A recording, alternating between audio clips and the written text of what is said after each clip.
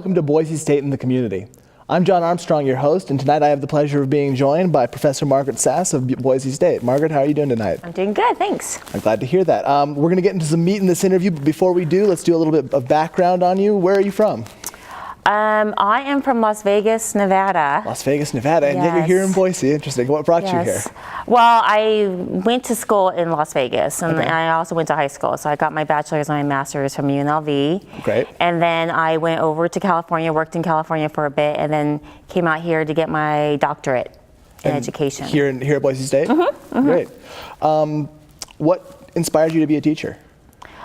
Law school, actually. I went to law school, and law school was a pretty intense experience. So when I graduated, I seemed to stumble upon a job teaching law, and I ended up teaching law for a really long time, and then I decided that I wanted to continue it, and that's why I got my doctorate in 2012, yes. So you decided that you didn't want to practice law anymore? No.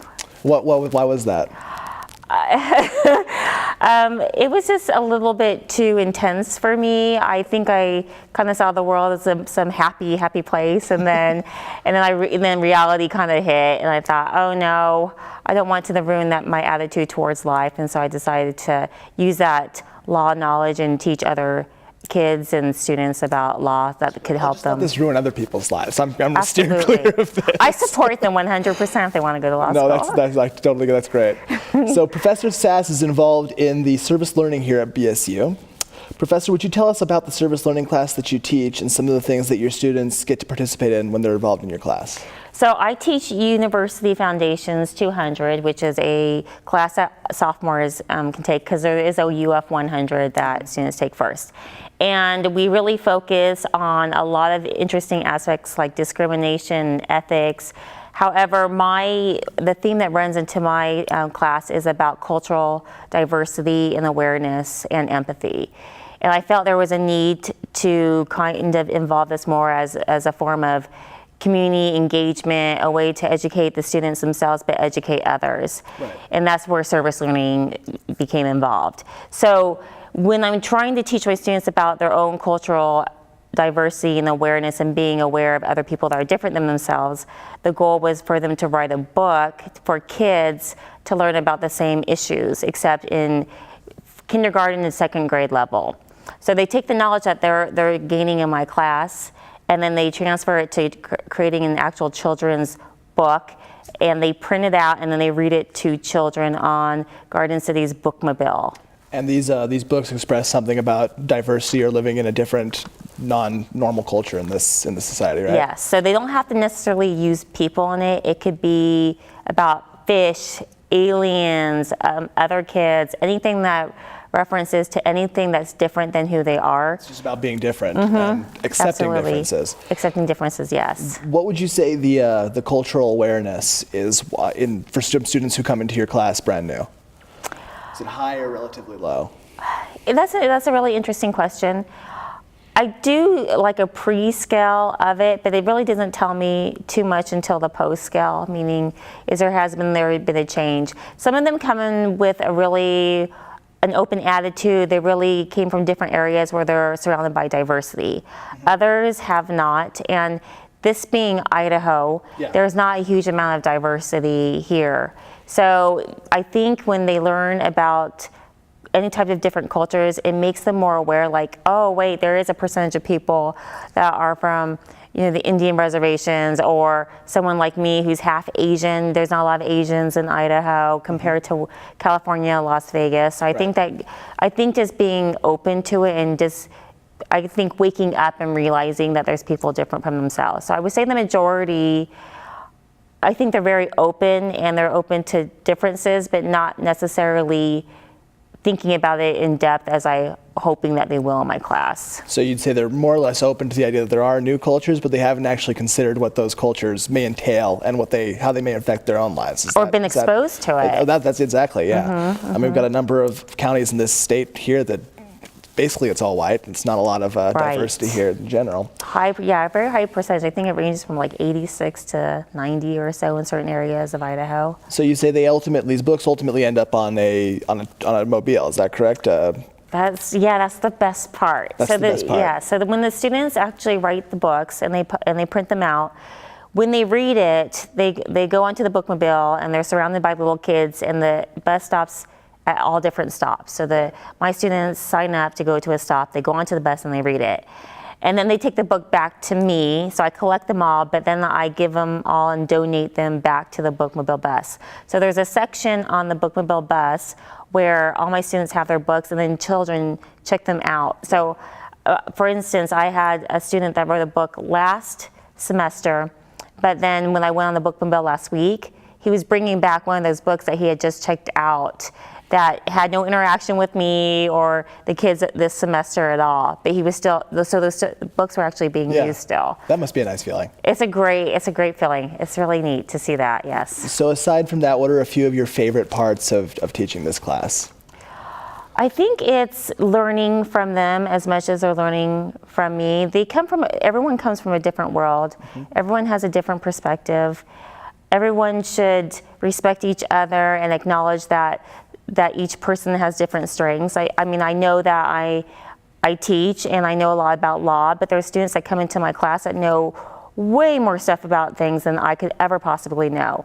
So listening to them and sharing information about who they are, what they aspire to be, what they're learning, is really educating me at the same time. And that's what I appreciate about it the most. I would imagine that's one of the more rewarding parts about being a teacher. So would you say that you become more culturally aware with every semester that you teach of this class? I think so, in different ways. And since I grew up in Vegas and in California, I'm exposed to a huge amount of cultural diversity. Yeah. But that's more of ethnic and ethnic racial, culture. yes. Whereas here it's a different level. So for example, I'm not familiar with farming or agriculture. Right. At all. And so some of Neither my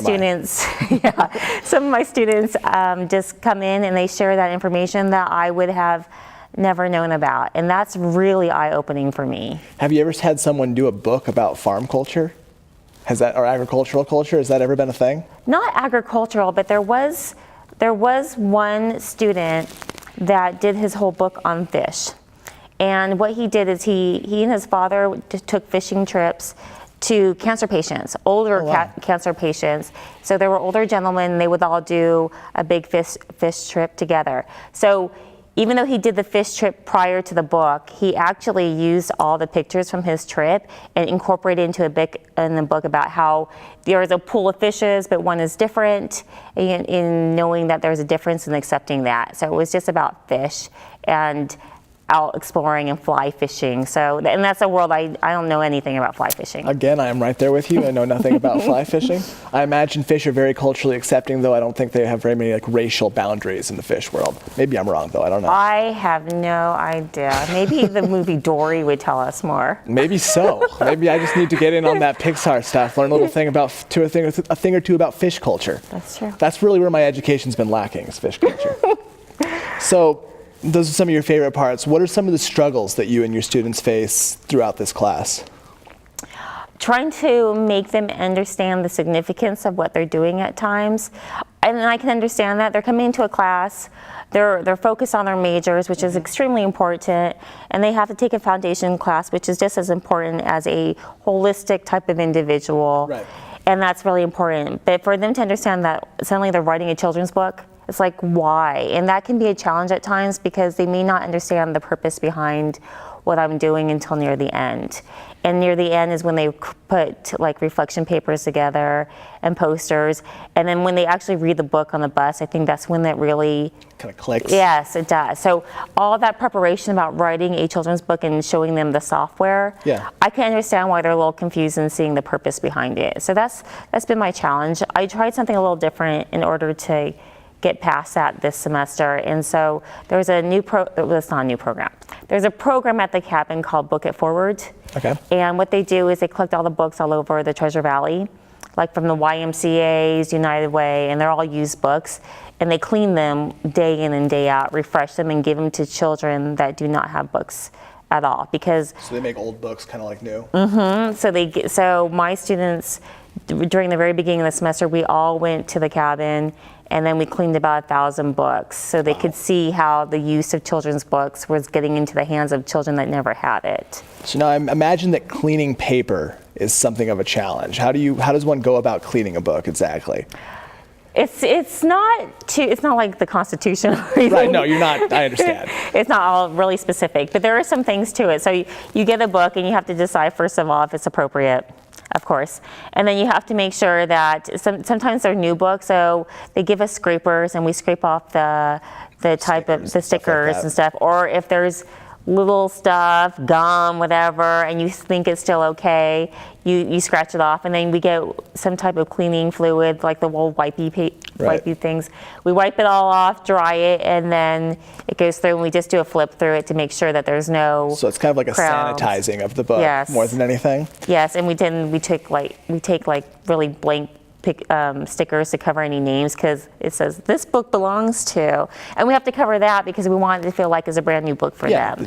It belongs to whoever's getting it, so I totally understand that. Yes.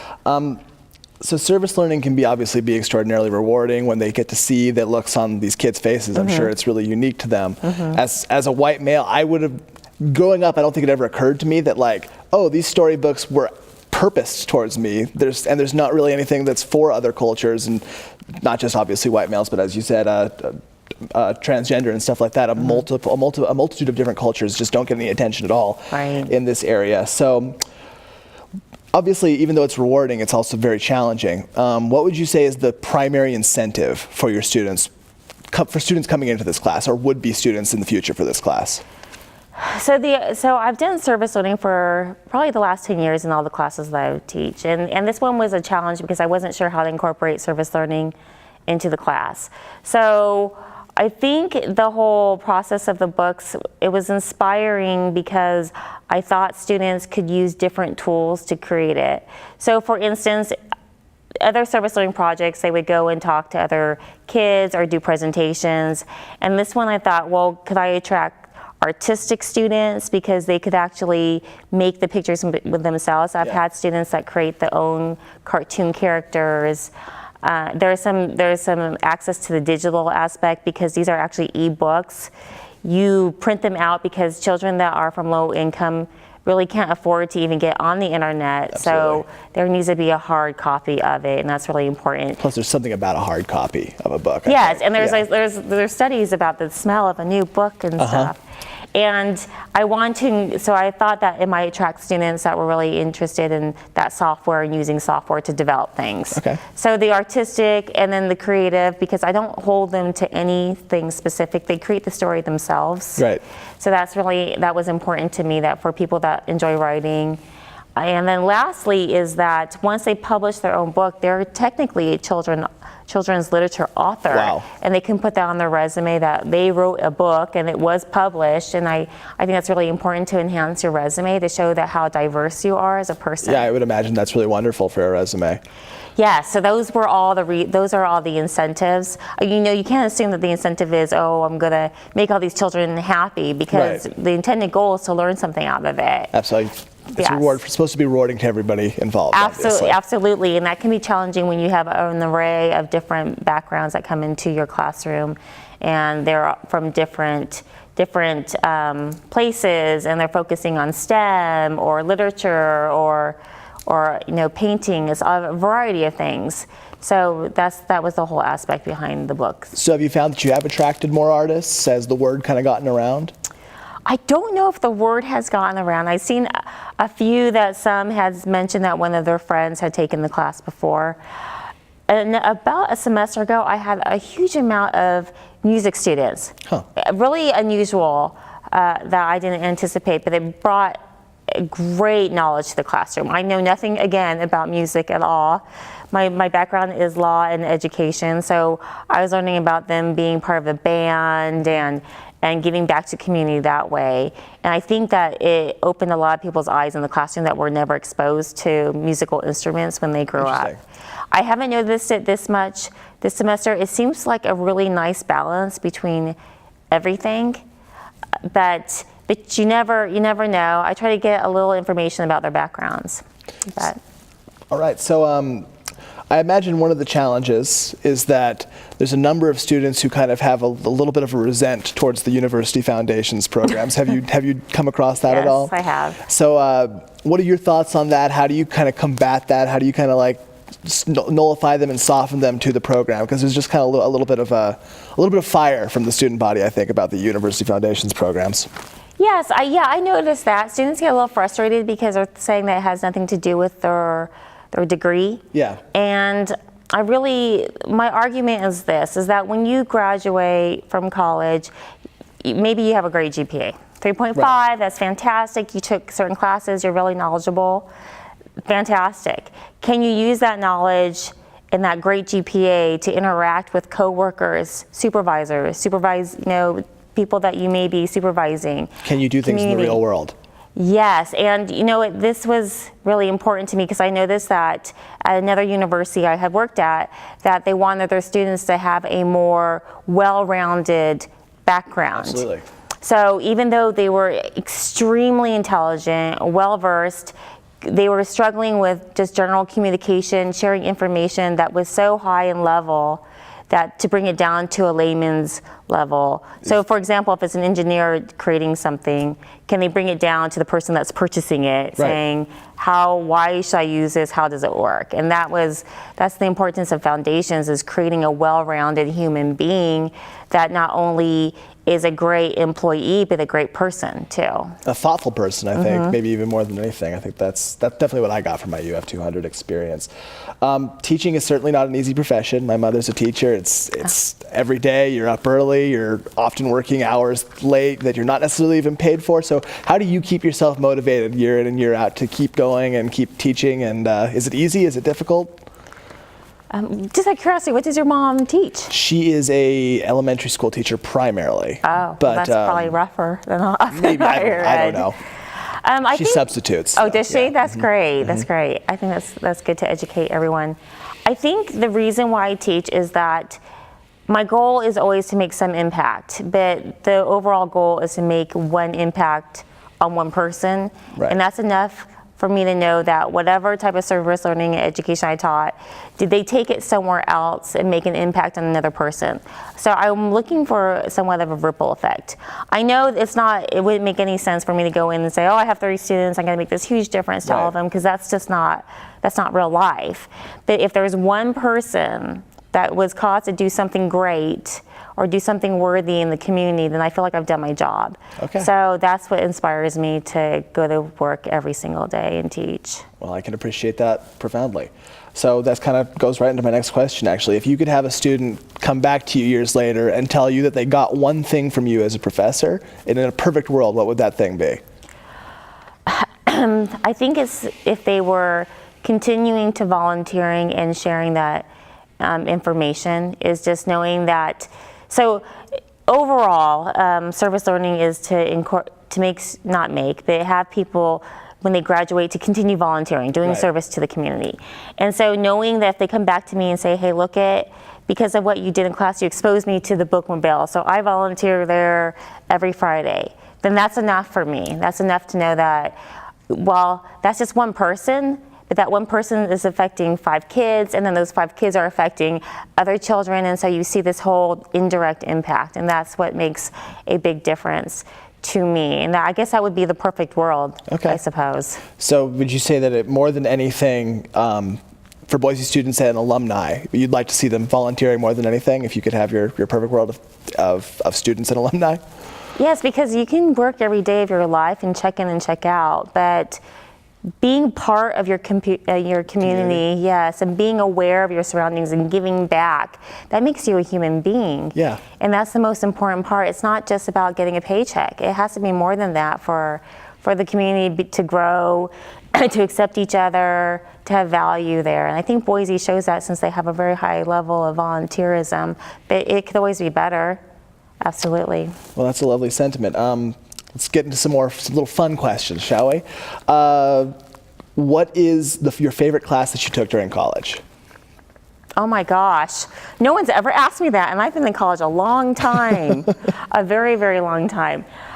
You know what, honestly, I think the thing that pops into my head is a prison class I took when I was getting my criminal justice degree. And that's because I got to visit the prisons. So it was an experiential learning component. I did terrible in the class. It was like my first C.